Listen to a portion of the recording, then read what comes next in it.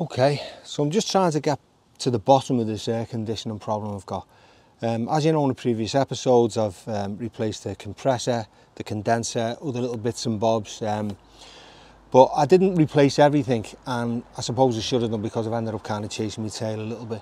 Anyway, I went down to the aircon specialist up the road a few days ago, and they put this special machine on, and everything was fine, but on this joint here, just at the back of the compressor, it was, the bleeper went off, the alarm went off, so it's definitely leaking out of here. And the problem I'm having is after about a week, it dissipates and goes to nothing. I've got no gas left in the system.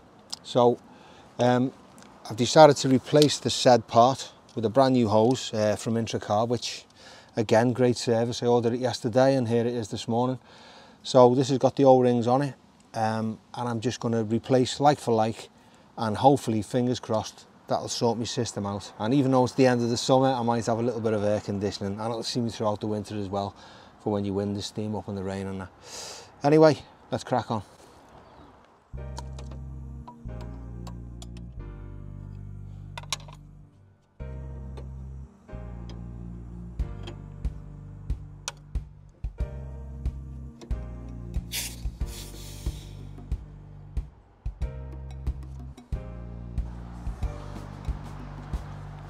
Well, there's the problem. Looks like the O-ring's kind of disintegrated. Maybe like half of it there. Yeah, and there's little pinholes here. Foreman, yeah, I can see one there. So yeah, just replace it with a new one. This is probably as old as the car anyway. And whilst I'm here, I'm just gonna, with this little pick, just clean out, just make sure the rest of that broken O-ring is all out. So there's no debris in there. And it's not going to cause us any further problems, and this will go in nice and clean and neat. And as you can see, there's a nice new part from IntroCar. Take this off, nice new O-rings. I'm going to put a little bit of red jelly on them, just so they don't snag, just to give it a little bit of lubrication, because if you rip them, you're back to square one.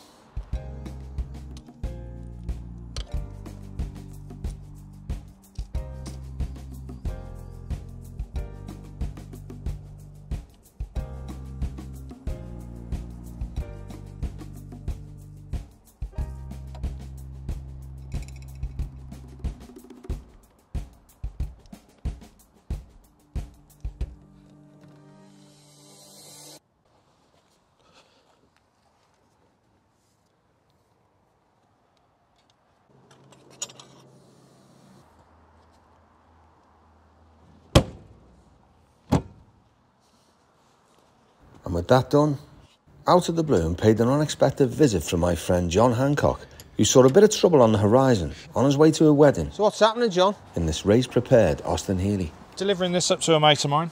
Yeah? For his wedding. He keeps it in storage in my place, and I just volunteered stupidly to drive it up there with no real consideration as how far it is. And what's the problem? What do you need the tools for? Because it's a race car, it has a little isolator. Yeah. And basically the one that's in there doesn't turn on and stay on. So I've just been via our friends at Demon Tweaks, yeah, and they've sorted one out. So all I've got to do is undo two of them, change the wires over, and back on the way. Mm-hmm. He says. And where have you got to get to? So I've got to Steve's down the road, Stevie Bishop, and then I'm off to Cumbria in the morning. Yeah, Penrith. I've seen this car before. It was at Castle Coombe, wasn't it? Yes. And to be fair, it is a lovely piece of kit. Yeah, it's a nice car. It's a nice drive. The clutch is a bit harsh. It's got a racing clutch in it, so the clutch is a bit harsh. Once you just get on the balance, you just have to go. And if you get it a bit wrong, the back bounces or it spins. You know, there was one of these round the corner, John, and it was a 29,000 mile car. Yeah. The guy bought it and got married in Bellevale. Yeah. At the well, he bought it from the Austin garage, which was on Bellevale round the corner, no longer there. You know, I think it went in the 70s. Yeah. Got married in it, and he bought it new as well. You know, he's owned it since new. 29,000 miles. I think the guy passed away, and somebody else bought it, like, and probably ruined it, but it was the most original one of these I've ever seen. I love those stories. I went to... it was the big one as well, the big Healy. Yeah, the 3000. What's this, a 100, is it? 104, yeah. So it's only the baby one. Yeah. When I worked, when I had a proper job, which was a long time ago, I went to a lady in Solihull, and it was a strange encounter, to say the least. And I went into the garage, and there's this cloth over the top of this car. Yeah. And I said, oh, you know, do you mind me asking? She said, no, my husband died years ago. We bought it from the garage down the road, and on the way home, we had a little prank, and put the car in the garage, ordered a new bonnet from the garage, and my husband died about 2 days later, just totally out the blue. And I said, right, and I said, did you use it? She said, no, I've never put the bonnet's on the roof. So above you is this bonnet, again, covered in brown paper and covered away. I said, so how many miles has it got? She said, 17. I was like, all right, okay. So she had, this is probably 2003, 2004. She had a 17 miles from new Jaguar E-Type V12 drop head. And the only downside was it was in that funny mustardy yellow colour. That's a nice colour. I need to know. Yeah, it's all right. But it's not the only downside is that you didn't get it. There's no way she'd part with it. I mean, whatever happened to that, I really don't know. We used to come across a few strange ones like that when we had that proper job. Yeah. Yeah, you get questions asked when you do things like that. So anyway, this stupid thing. I'm going to disconnect the battery because we don't want any fires. Oh, it's got twin pumps on as well. Yeah, it has. I will say only one of them works. It's set up as a really nice sort of road rally car, if you like. I don't think it's a track car.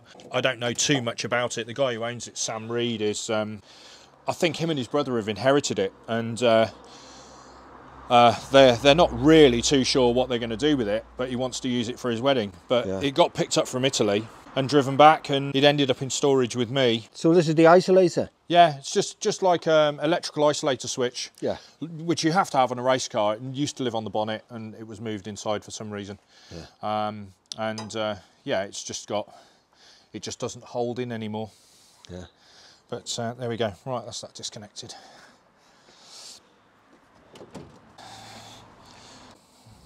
We've had a week of heavy rain here, so wish John luck on the rest of his journey without a soft top.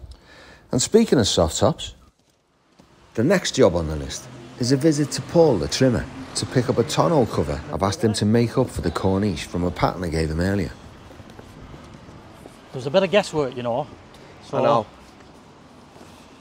You're just going off a pattern, aren't you? Yeah, but I had to go over your old pattern because I didn't want to take it apart. Yeah, you'd never get it back together again. It's so old and thick. I know, the stitching pulls out, doesn't it, when it gets old? But I think that's right, though. That sits nice, that. I mean, look at that round the back. 2 inches. Well, I've looked at some on site and they do fit where they touch, don't they? Yeah. Yeah, they do.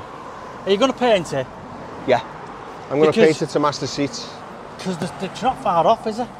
Yeah. And I think the little brown edge as well matches that. Yeah. No, it looks all right, but it's not right, is it? Yeah.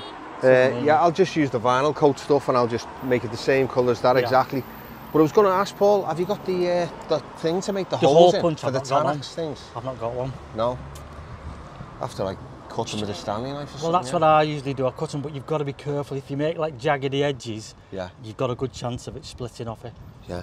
A lot of the time, depending on what the are I'm using, I'll just belt it with a spike and, you know, push it through so it's a round hole. Yeah, but it's quite a big hole, isn't it? Yeah, it is, yeah. The lifted dots are, I'm just looking at this, Paul. I think it's all right. I've got to put the studs in here. In the top of the seats, and that looks like it'll be spot on. That nice and snug. Worst scenario is though, if it is a bit tight, I can always add a little bit on and then rebind it on the edge, you know, with that. And that's not bad leather, that is it? It's quite thick. It's a thick leather, that. And what have you put? Oh, that's nice, yeah. I lined it, but it's a thick leather. But then that's a skived leather, you know, so it could go out the edges. Yeah. So it's a lot thinner, like. Yeah, great. Made up. Cheers, buddy. Not a problem. Take it easy.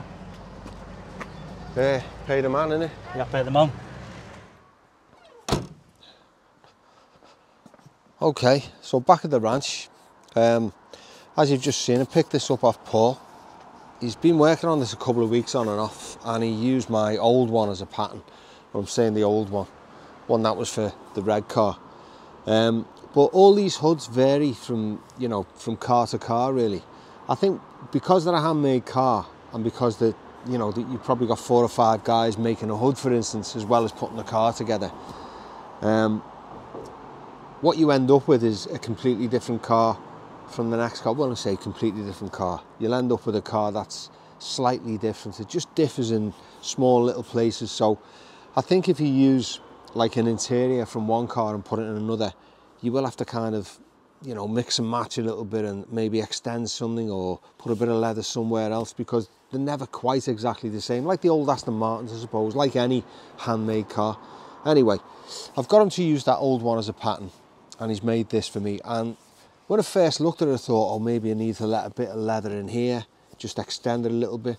But the more I look at it and the more I kind of put it up to, you know, where the studs should go, I'm going to fit 10 axes all the way around. I think they're called 10 axes.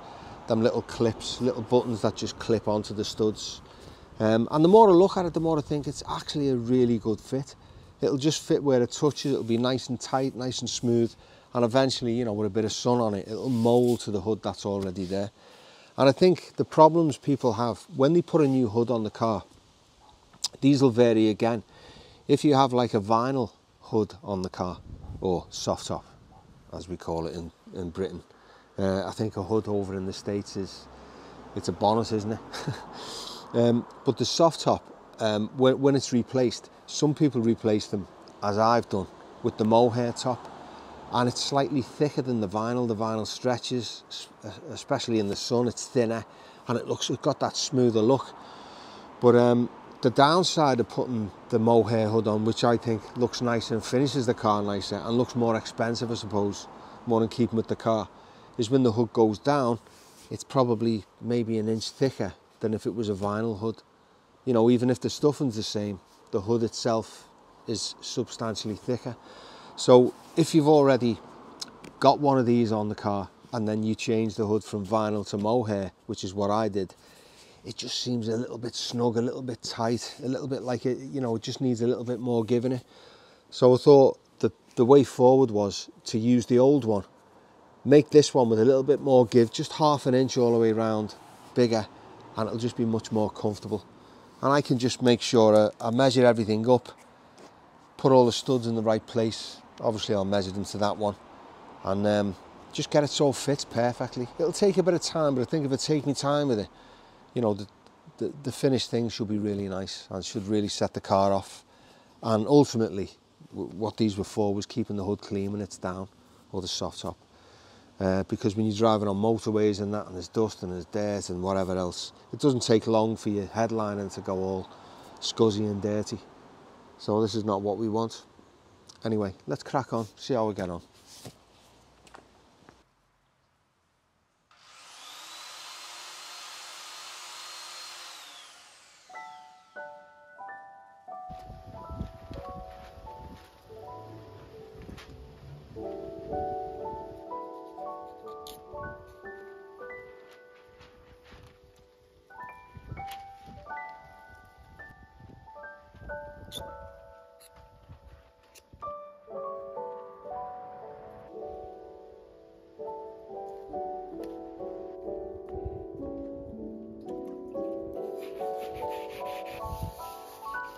Bit of panel wipe to get rid of any impurities.